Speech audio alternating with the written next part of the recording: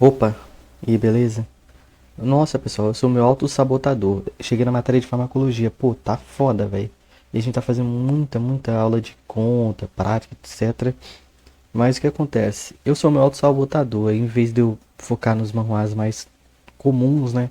Eu fui logo pros manhwas que são mais. Você tem que ler realmente pra você pegar um manhwa, entendeu? E foi foda, velho. Mas eu consegui fazer esse top 5 aqui. Fica com o primeiro vídeo, espero que vocês gostem. Filhos da Runa. Era uma vez uma história bem difícil de ser contada, já que só tem uma versão e um sobrevivente dessa história. Infelizmente, Boris, ele era só uma criança para carregar um peso de um adulto. Mesmo sendo da família Giniman, uma família de guerreiros, o seu primeiro dia na Terra foi de sofrimento. A sua mãe, ela teve seu fim ao dar à luz a ele. Era normal ter dois filhos em sua família, para que ambos herdassem uma parte do tesouro da família, a Invernante e a Guarda Inverno. Por causa da morte da sua mãe, o seu pai já odiava ele. Mas o seu irmão mais velho, ele não odiava o seu irmão mais novo. Com o passar dos invernos, Boris ouviu uma lenda que banhava as suas terras, o Lago de Emera, onde reside um espírito vingativo que se alimenta das almas das pessoas puras. Boris, ele ficou com muito medo dessa lenda, e por causa disso ele foi até seu irmão para tentar confessar para ele os seus medos. E Angen, que era seu irmão mais velho, dizer para que ele não temesse, já que ele estaria lá para protegê-lo. Como eles eram uma família de guerreiros, seu irmão resolveu ensiná-lo um pouco pessoalmente o manuseio da espada, com o intuito de ajudar Boris a ficar um pouco mais forte e mais confiante. Mas no meio daquele dia feliz, o destino infeliz de Boris estava começando a ser escrito. Tio dele, que foi expulso das terras, voltou para tentar falar com o pai de Boris para que ele se rendesse. Está tendo uma luta pela coroa, e os nobres estão decidindo para qual lado dos príncipes que eles irão apoiar. A família de Menan, geralmente eles sempre apoiam o mais velho. Então seria o filho mais velho do rei, mas o irmão do pai do Boris estava apoiando o filho mais novo. Isso criou um conflito de interesse. Mesmo que o pai de Boris ficasse do lado do filho mais novo, o pai de Boris nunca faria isso, já que o irmão dele acabou matando a irmã deles. Então por isso que o pai de Boris tinha muito rancor pelo seu irmão. E até expulsou seu irmão das terras. O seu irmão ele acabou indo para lá para dar um aviso. E não estava nem aí se o quão mal ou quão desastroso seria o que vai acontecer depois. Ele simplesmente falou um aviso. Ou você se rende ao príncipe mais novo, ou a gente vai destruir tudo. E o pai de Boris não queria trair o império. Então ele resolveu apoiar o filho mais velho.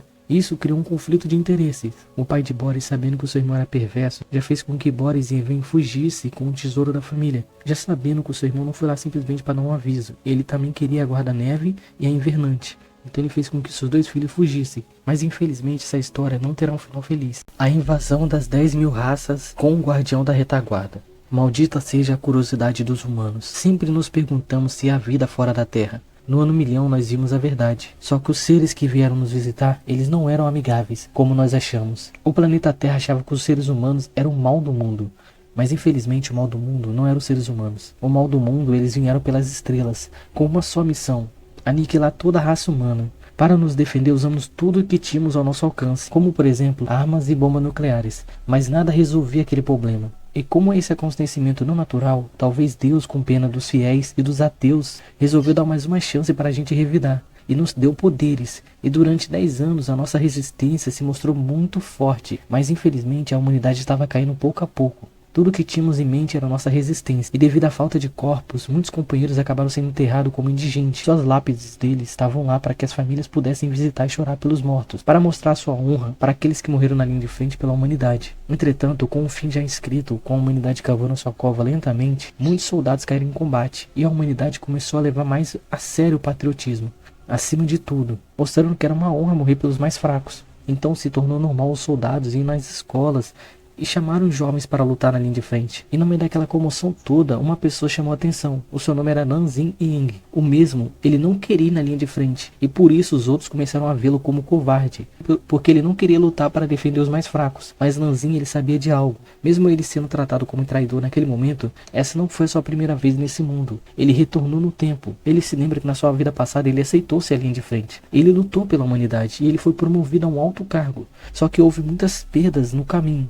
E Nanzin buscou mais poder, então ele buscou dominar os 5 grandes talentos. E ele conseguiu fazer isso, mas demorou muito tempo. Com esse grande poder que ele tinha, ele viu o fim da humanidade, sendo que ele se tornou o último humano vivo. E ele teve que ver bilhões de pessoas morrendo.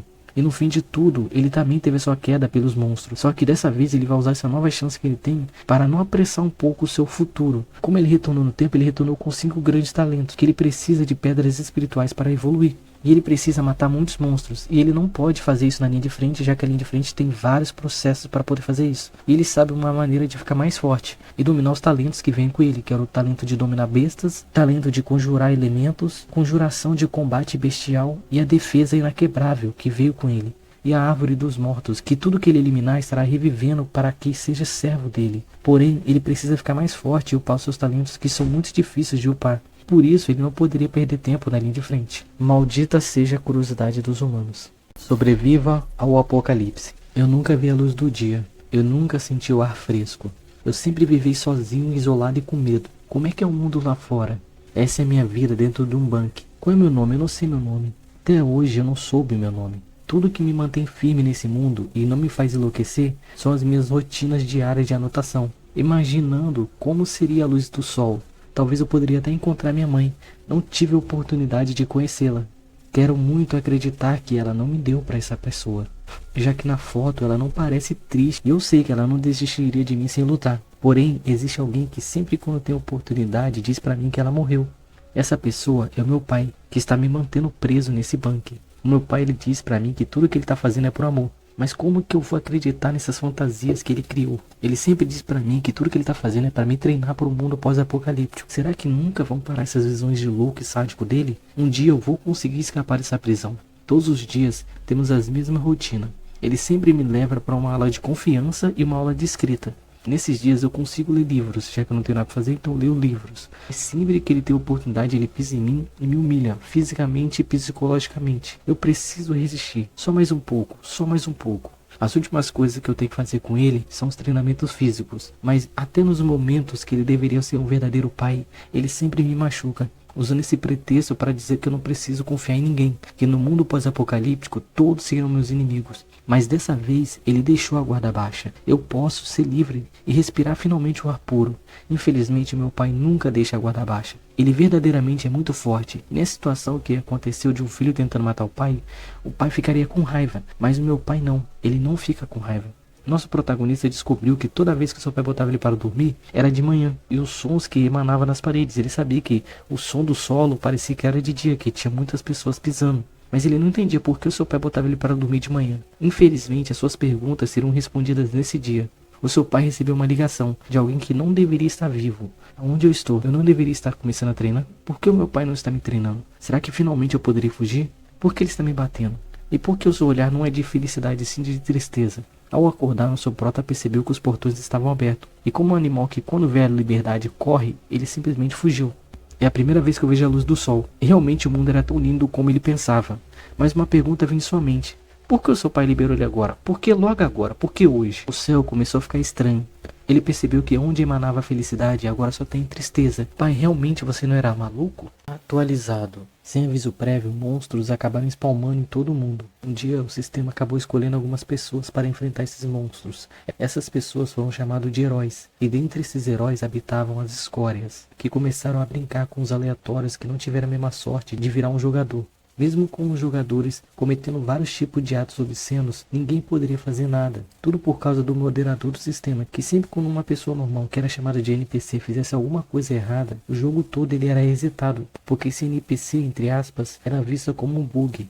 Aiden, ele não ligava muito pro reset, já que ele tinha uma coisa melhor para que ele pudesse ligar, que era para sua irmã. Ele precisava buscar o sustento dos dois. Então toda vez que o mapa ele era atualizado ou resetado, Aiden aproveitava esse momento para poder entrar nas lojas e saquear algumas coisas para que ele e a sua irmã pudessem comer. E ele sempre fazia isso nas manutenções. E isso tudo era para que ele e a sua irmã sobrevivessem mais um pouco. Tudo pela sobrevivência de ambos. Com o passar dos anos, ele aprendeu uma profissão de ferreiro. Porém, como todas as outras profissões, era literalmente um jogo de azar. Infelizmente, Aiden aprendeu da pior maneira possível, que quando o jogador ele não tem o que ele quer, ele acaba descontando nos outros. E Aiden começou a perceber isso em primeira mão, mas ele aguentaria tudo para poder levar um pouco o sustento para sua irmã e os dois sobreviver mais um pouco. Aiden fez de tudo para passar nesse mundo sem ser percebido. Só que tudo que ele conquistou por amor pela sua irmã acabou sendo tirado dele lentamente. O moderador perverso, ele acabou limpando o mapa considerando todo mundo como um bug. E Aiden ele teve que ver sua irmã sendo poldada perante os seus olhos. E Alice só tinha um pedido para fazer para o seu irmão. Ela pediu para que ele sobrevivesse. E antes que Aiden fosse destruído permanentemente, o mesmo implorava para quem que seja que se ele tivesse uma chance, ele iria matar o moderador. mesmo que isso seja a última coisa que ele fosse fazer. As palavras dele chamou a atenção de alguém, fazendo com que Aiden retornasse sozinho no novo mapa que o moderador criou. E agora ele ganhou o poder de moderador. Assim, de um NPC ele virou um jogador.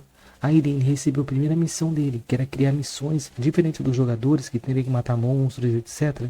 Ele ganharia missões específicas para poder evoluir. E assim como ele era um ferreiro, ele decidiu criar uma missão de forja, já que ele teria que criar um evento, que era só uma coisa que só moderadores tinham poder. Só que no meio do seu evento, ele viu um jogador que acabou batendo nele, e esse jogador foi tão abusado que ele falou até da irmã dele. Isso fez com que Aiden ficasse muito puto e decidindo quebrar todos os itens daquele jogador. No fim da missão, Aiden ele conseguiu upar de nível. Uma coisa que ele notou é que ele precisa ficar bem mais forte, já que jogadores normais poderiam matá-lo. Mesmo ele tendo uma autoridade de moderador, ele ainda é fraco. E qualquer pessoa pode matar ele. E se o moderador-chefe descobrir que ele está vivo, vai apagá-lo completamente. Então ele precisa se manter discreto para poder um dia completar a sua vingança. Custe o que custar. Prisão juvenil. Existe uma palavra que as pessoas sempre dizem que é: eu estou muito feliz. Mas e aí, o que é felicidade? Será que realmente existe algo tão folclórico assim?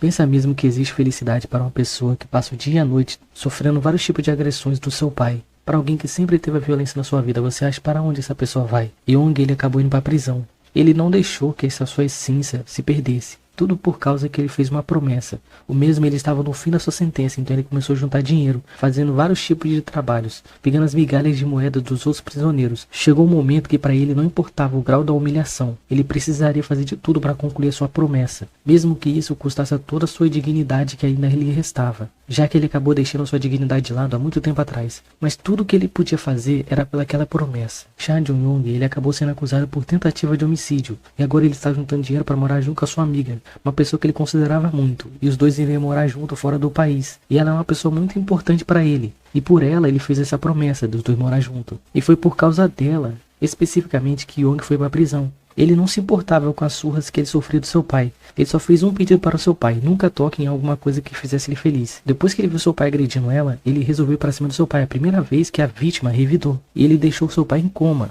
E como ele sofria vários tipos de agressões do seu pai, e ele também tinha muitas testemunhas que pudessem comprovar que ele sofria agressões, ele pensou que ele seria absolvido, já que seria legítima defesa. Mas ele acabou sendo sentenciado a 3 anos de prisão, por tentativa de homicídio. Mas a mulher que ele amava falou para ele sobreviver na prisão, aguentar as pontas, e quando ele saísse, os dois iam morar junto. Por isso que ele começou a juntar dinheiro, para poder ter dinheiro para eles comprar uma casinha ou alugar uma casinha. Mas na saída da penitenciária aconteceu uma coisa horrível com a sua mulher. A mulher de Young, ela foi atropelada e morreu agonizando. Ninguém deu assistência para ela, o motorista até fugiu.